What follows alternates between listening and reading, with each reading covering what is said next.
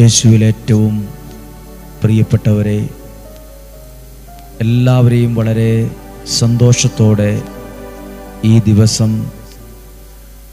ഓർക്കുകയും പ്രാർത്ഥിക്കുകയും ചെയ്യുന്നു. ദൈവത്തിൻ്റെ എല്ലാ നന്മകളും അനുഗ്രഹങ്ങളും നമ്മുടെ എല്ലാ ജീവിതങ്ങളിലും കുടുംബങ്ങളിലും ഉണ്ടായി വരുവാൻ ആഗ്രഹിച്ച് പ്രാർത്ഥിക്കുന്നു നിങ്ങൾക്ക് വേണ്ടി. ഇന്ന് ശനിയാഴ്ച ദിവസം നിയോഗം സമർപ്പിച്ച ഓരോരുത്തർക്കും വേണ്ടി, വചനം കേൾക്കുന്ന ഓരോരുത്തർക്കും വേണ്ടി, ശുശ്രൂഷകരിൽ ഒരാളായ ജയ ഡേവിഡ് എന്ന സഹോദരി ഉപവാസമെടുത്ത് നിങ്ങൾക്ക് ഓരോരുത്തർക്കും വേണ്ടി പ്രാർത്ഥിക്കുവാണ്. ഈ സഹോദരിക്ക് വേണ്ടി, കുടുംബത്തിന് വേണ്ടിയും പ്രത്യേകം പ്രാർത്ഥിക്കുന്നു. കർത്താവേ, അങ്ങയുടെ വചനം കേൾക്കുന്ന ഓരോ വ്യക്തികൾ, കുടുംബങ്ങൾ, അവരുടെ വ്യക്തിപരമായ ചില ആവശ്യങ്ങൾ, രോഗാവസ്ഥകൾ, പ്രതിസന്ധികൾ, മക്കളെക്കുറിച്ചുള്ള ചില പ്രാർത്ഥനകൾ എല്ലാം ഇപ്പോൾ ഓർക്കുകയും സമർപ്പിക്കുകയും പ്രാർത്ഥിക്കുകയും ചെയ്യുവാണ്. ഓരോ ദിവസവും കേൾക്കുന്ന വചനം അത്ഭുതമായി, അടയാളമായി ഇവരിൽ മാറണമേ. വചനം കേൾക്കുന്ന ഒരാൾ പറഞ്ഞു, ഈ വചനം ഓരോ ദിവസവും എൻ്റെ കുടുംബത്തിന് എന്തുമാത്രം അനുഗ്രഹമായിട്ടാണ് മാറുന്നതെന്നറിയാമോ? എൻ്റെ വീട് അത്രയും വലിയ പ്രയാസത്തിലും വഴക്കിലുമായിരുന്നു. പക്ഷേ ഒരുപാട് മാറ്റമുണ്ട്, സന്തോഷമുണ്ട്, സമാധാനം നിറഞ്ഞു. ഓരോ ദിവസവും കേൾക്കുന്ന ആ വചനത്തിന് എത്ര നന്ദി പറഞ്ഞാലും മതിയാകത്തില്ലെന്ന്. ദൈവം നിങ്ങളെ സഹായിക്കട്ടെ. നിങ്ങൾക്കെല്ലാവർക്കും വേണ്ടി പ്രാർത്ഥിച്ചുകൊണ്ട് വളരെ വളരെ പ്രധാനപ്പെട്ട ഒരു വചനത്തെ നിങ്ങളുടെ ശ്രദ്ധയിൽ കൊണ്ടുവരികയാണ്.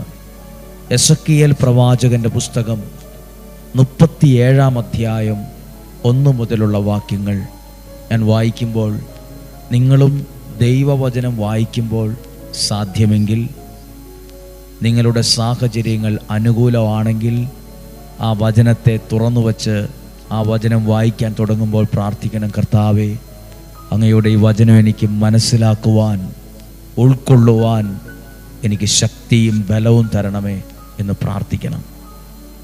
വചനം എങ്ങനെയാണ്? 37-ാം അധ്യായം 1-ാമത്തെ വാക്യം.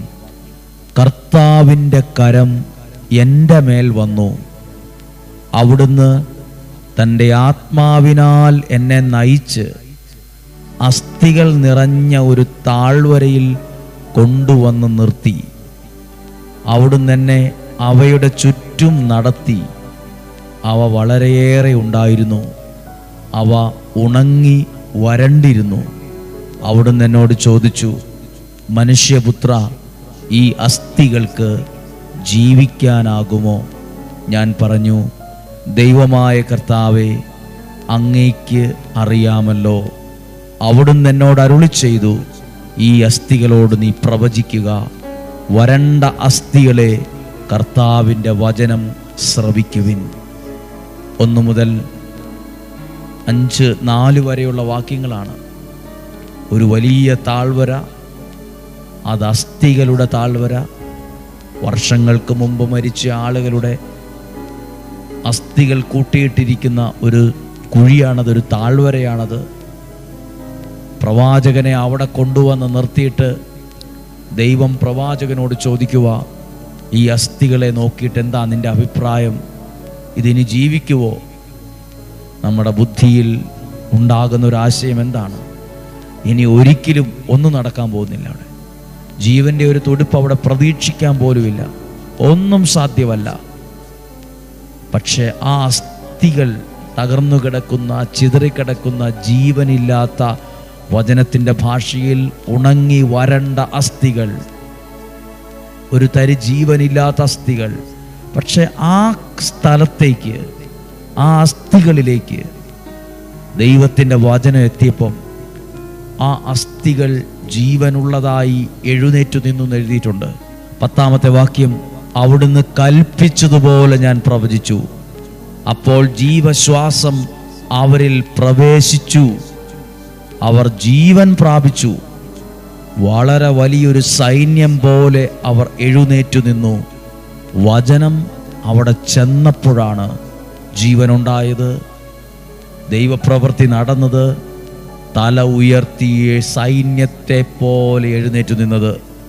സൈന്യം നിൽക്കുമ്പോൾ സൈന്യത്തിലെ ആളുകൾ തലകുനിച്ചല്ല, അവർ തല ഉയർത്തി എഴുന്നേറ്റു നിൽക്കും. തല ഉയർത്തി നിൽക്കുന്ന സൈനികരെ കണ്ടിട്ടുണ്ട്. അതുപോലെ ശിരസുയർത്തി എഴുന്നേറ്റു നിന്നു എന്ന് പറഞ്ഞാൽ എന്തു വന്നപ്പോഴാണ് ഇങ്ങനെ തല ഉയർത്തി എഴുന്നേറ്റു നിന്നത്? എന്തു വന്നപ്പോഴാണ് ഈ മാറ്റം ഉണ്ടായത്? എന്തു വന്നപ്പോഴാണ് ഈ ചലനം ഉണ്ടായത്? എന്തു വന്നപ്പോഴാണ് ഈ അത്ഭുതം നടന്നെന്നറിയാമോ? ദൈവത്തിൻ്റെ വചനം ചെന്നപ്പോൾ എഴുതിയിട്ടുണ്ട്, അവരിൽ പ്രവേശിച്ചു, അവരിൽ ആ ശക്തി പ്രവേശിച്ചു, ദൈവപ്രവൃത്തി അവിടെ ആരംഭിച്ചു. ദൈവത്തിൻ്റെ വചനം നിങ്ങളിൽ, നിങ്ങളുടെ കുടുംബത്തിൽ ഈ വചനം കേൾക്കുമ്പോൾ അത് നിങ്ങളിൽ ചില ദൈവപ്രവൃത്തിക്ക് കാരണമാകുന്ന വിധം ദൈവശക്തി പ്രവേശിക്കും. തകർന്നതാകാം, ജീവിത സാഹചര്യങ്ങൾ പ്രതികൂലമാകാം, ഒരുപാട് സങ്കടങ്ങൾ കൊണ്ട് കുഴഞ്ഞു മറിഞ്ഞ് തകർന്ന് തരിപ്പണമായ നിലയിലാകാം, ഒരിറ്റ് സാധ്യതയ്ക്ക് വകയില്ലാത്തൊരു അവസ്ഥയിലാകാം. ദൈവശക്തി ദൈവവചനത്തിലൂടെ പ്രവേശിക്കുമ്പോൾ അവിടെ വെളിപ്പെടുന്നത് ദൈവപ്രവൃത്തിയാണ്, അവിടെ വെളിപ്പെടുന്നത് ദൈവത്തിൻ്റെ ശക്തിയാണ്. അവർ എഴുന്നേറ്റു നിന്നു. ഇന്ന് ഏത് പ്രശ്നത്തിലാണ് നിങ്ങൾ തലകുനിച്ചിരിക്കുന്നത്? ഏത് വിഷയത്തിലാണ് നിങ്ങൾ തകർന്നിരിക്കുന്നത്? ഏത് വിഷയത്തിലാണ് നിങ്ങൾ ചിതറിക്കിടക്കുന്നത്? ഏത് വിഷയത്തിലാണ് നിങ്ങൾ ഭാരപ്പെടുന്നത്? ആ വിഷയത്തിൽ നിന്ന് നിങ്ങൾ എഴുന്നേൽക്കുവാൻ, അവിടെ നിങ്ങൾ ചില അത്ഭുതങ്ങളെ അനുഭവിക്കാൻ എന്തു വേണം? ദൈവത്തിൻ്റെ വചനമാണ് അവിടെ ചെല്ലേണ്ടത്. ആ വചനത്തിൻ്റെ ശക്തിയാണ് അവരിൽ പ്രവേശിക്കേണ്ടത്, നിങ്ങളിൽ പ്രവേശിക്കേണ്ടത്. ഒരുപക്ഷെ നിങ്ങൾ ചിന്തിക്കുന്നു, ഈ വ്യക്തിക്കൊരു മാറ്റമില്ലല്ലോ, ഈ കുഞ്ഞുങ്ങൾക്കൊരു മാറ്റമില്ലല്ലോ. ദൈവവചനം അവരിൽ ചെല്ലുമ്പോഴാണ് ഒരു മാറ്റം ഉണ്ടാകുന്നത്, ഒരു ദൈവപ്രവൃത്തിക്ക് കാരണമാകുന്നത്, ഒരു ദൈവശക്തിയുടെ ഇടപെടൽ അവിടെ സംഭവിക്കുന്നത്.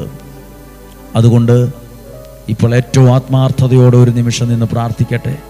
ഇന്ന് ദിവസം ഉപവാസത്തോടെ ഞങ്ങളിൽ ഒരാൾ, ജയ ഡേവിഡ് എന്ന സഹോദരി, ഉപവാസത്തോടെ നിങ്ങൾക്കൊരു പ്രാർത്ഥിക്കുന്ന ഒരു ദിവസമാണ്. നിങ്ങൾക്ക് വേണ്ടി ഞങ്ങളും പ്രാർത്ഥിക്കുന്നു. നിങ്ങളുടെ പ്രാർത്ഥനയ്ക്ക് മറുപടി കിട്ടും. നിങ്ങളുടെ ജീവിതത്തിൽ ദൈവം ഇടപെടും. നിങ്ങൾ ചില അത്ഭുതങ്ങളെ കാണാനിടവരും. നിങ്ങൾ എഴുന്നേറ്റു നിൽക്കും. ഏത് പ്രശ്നത്തിലാണോ നിങ്ങൾ തകരാൻ പറ്റുന്നതിന് അത്രയും തകർന്നിരിക്കുന്നത്, പെടുന്നതിൻ്റെ ഏറ്റവും അത്രയും വലിയ പരാജയത്തിലിരിക്കുന്നത്, അവിടെ നിന്നാണ് നിങ്ങൾ എഴുന്നേൽക്കുവാൻ പോകുന്നത്. അവിടെയാണ് ദൈവത്തിൻ്റെ ശക്തി നിങ്ങൾ അറിയുവാൻ പോകുന്നത്. അവിടെയാണ് ദൈവത്തിൻ്റെ ഇടപെടൽ നിങ്ങൾ അനുഭവിക്കാൻ പോകുന്നത്. അങ്ങനെയെങ്കിൽ ഈ നിമിഷം പ്രാർത്ഥിച്ചേ, ദൈവമേ, അങ്ങയുടെ വചനം കേൾക്കുമ്പോൾ അതെൻ്റെ ജീവിതത്തിൽ ആ ശക്തി കയറി വരട്ടെ. ആ ശക്തി, ദൈവവചനത്തിൻ്റെ ശക്തി എൻ്റെ കുടുംബത്തിൽ വരട്ടെ. ആ ദൈവശക്തി എൻ്റെ തലമുറയിൽ വെളിപ്പെടട്ടെ. ആ ദൈവശക്തി എൻ്റെ തകർന്ന സാമ്പത്തികത്തിനകത്ത് ശക്തി വെളിപ്പെടാനിടയാകട്ടെ. തീരുമാനങ്ങളിൽ വെളിപ്പെടട്ടെ. ദൈവത്തിൻ്റെ അത്ഭുതങ്ങൾ നടക്കട്ടെ. ചില രോഗങ്ങളിൽ നിന്ന് അത്ഭുത സൗഖ്യമായത് വെളിപ്പെടട്ടെ. സൗഖ്യമായത് വെളിപ്പെടട്ടെ. ഇപ്പോൾ തന്നെ യേശുവിൻ്റെ നാമത്തിൽ, വചനത്തിലുള്ള ശക്തി സൗഖ്യമായത് മാറട്ടെ, സൗഖ്യമായി മാറട്ടെ. ഡെയിലി ബ്ലെസ്സിങ്ങിലൂടെ വചനം കേൾക്കുന്ന ഓരോ വ്യക്തികൾ, ഓരോ കുടുംബങ്ങൾ ഇപ്പോൾ ഈ വചനത്തിലൂടെ അനുഗ്രഹിക്കപ്പെടട്ടെ. യേശുവിൻ്റെ നാമത്തിൽ വിടുവിക്കപ്പെടട്ടെ. യേശുവിൻ്റെ നാമത്തിൽ സന്തോഷം, സമാധാനം അനുഭവിക്കട്ടെ. ദൈവം നിങ്ങളെ സമർത്ഥമായിട്ട് അനുഗ്രഹിക്കട്ടെ. ഈ വചനം നിങ്ങളിൽ അത്ഭുതങ്ങളെ ചെയ്യും. ദൈവത്തെ മഹത്വപ്പെടുത്താനുള്ള കാര്യങ്ങൾ നിങ്ങൾ വിളിച്ചു പറയും. ഈശോയുടെ നല്ല ആശീർവാദത്തെ സ്വീകരിക്കാം. ഇന്നലെയും വ്യാഴം വെള്ളി ദിവസങ്ങൾ ഒത്തിരി അനുഗ്രഹമായിരുന്നു. ഇവിടെ ഒരുപാട് ആളുകൾ വന്ന് പ്രാർത്ഥിച്ചു. നിയോഗത്തിന് വേണ്ടി ഞങ്ങളും പ്രാർത്ഥിക്കുന്നു. നമ്മുടെ കർത്താവ് ഈശോ മിശിഹായുടെ കൃപയും പിതാവായ ദൈവത്തിൻ്റെ സ്നേഹവും പരിശുദ്ധാത്മാവിൻ്റെ സഹവാസവും നിങ്ങളോടുകൂടെ ഉണ്ടായിരിക്കട്ടെ. നിങ്ങളുടെ കുടുംബത്തിൽ, ആരോഗ്യത്തിൽ, വ്യക്തിപരമായ പ്രാർത്ഥനാവശ്യങ്ങളിൽ എല്ലാം ഉണ്ടാകട്ടെ. രോഗങ്ങളിൽ നിന്നും അപകടത്തിൽ നിന്നും സ്വർഗത്തിലെ ദൈവം അത്ഭുതകരമായി നിങ്ങളെ സംരക്ഷിക്കട്ടെ. ദീർഘായുസ്സും ആരോഗ്യവും തരട്ടെ. സന്തോഷവും സമാധാനവും നൽകട്ടെ. സമ്പത്തും ഐശ്വര്യവും ദൈവം അറിഞ്ഞു നൽകുന്ന അനുഗ്രഹം എന്നും ഉണ്ടാകട്ടെ. ഒന്നിനും ഒരു കുറവില്ലാത്ത വിധം ദൈവമേ അത്ഭുതകരമായി ഈ വ്യക്തിയെ, ഈ കുടുംബത്തെ, ഈ തലമുറയെ കൈ പിടിച്ചു നടത്തണമേ. കൈ പിടിച്ച് ഈ കുടുംബത്തെ നടത്തണമേ. കൈ പിടിച്ച് ഈ കുഞ്ഞുങ്ങളെ നടത്തണമേ. കൈ പിടിച്ച് ഇവരുടെ എല്ലാ പ്രതിസന്ധികളിലും അങ്ങ് നടത്തണമേ. യേശുവിൻ്റെ നാമത്തിൽ നിങ്ങളെ അനുഗ്രഹിച്ച് ആശീർവദിച്ച് പ്രാർത്ഥിക്കുന്നു, ഇപ്പോഴും എപ്പോഴും എന്നേക്കും. ആമേൻ. ദൈവം അനുഗ്രഹിക്കട്ടെ. നല്ലൊരു ദിവസം ആശംസിക്കുന്നു. സാധ്യമായവർക്ക് അയച്ചു കൊടുക്കുക. ഈ വചനം വേറൊരാൾക്ക് അയച്ചു കൊടുക്കുമ്പോൾ ദൈവത്തെ മഹത്വപ്പെടുത്തുന്ന ദൈവപ്രവൃത്തികളാണ് നമ്മൾ ചെയ്യുന്നത്. സാധ്യമായവർക്കെല്ലാം അയച്ചു കൊടുക്കുക. നാളെയും 5:30 ഒരുമിച്ച് കാണാം, ഒരുമിച്ച് പ്രാർത്ഥിക്കാം. നാളെ കാണുന്നതുവരെ കണ്ണിലെ കൃഷ്ണമണി എന്ന പോലെ, ഉള്ളം കയ്യിലെന്ന പോലെ സ്വർഗത്തിലെ ദൈവം എന്നെയും നിങ്ങളെയും സൂക്ഷിക്കട്ടെ. ആമേൻ.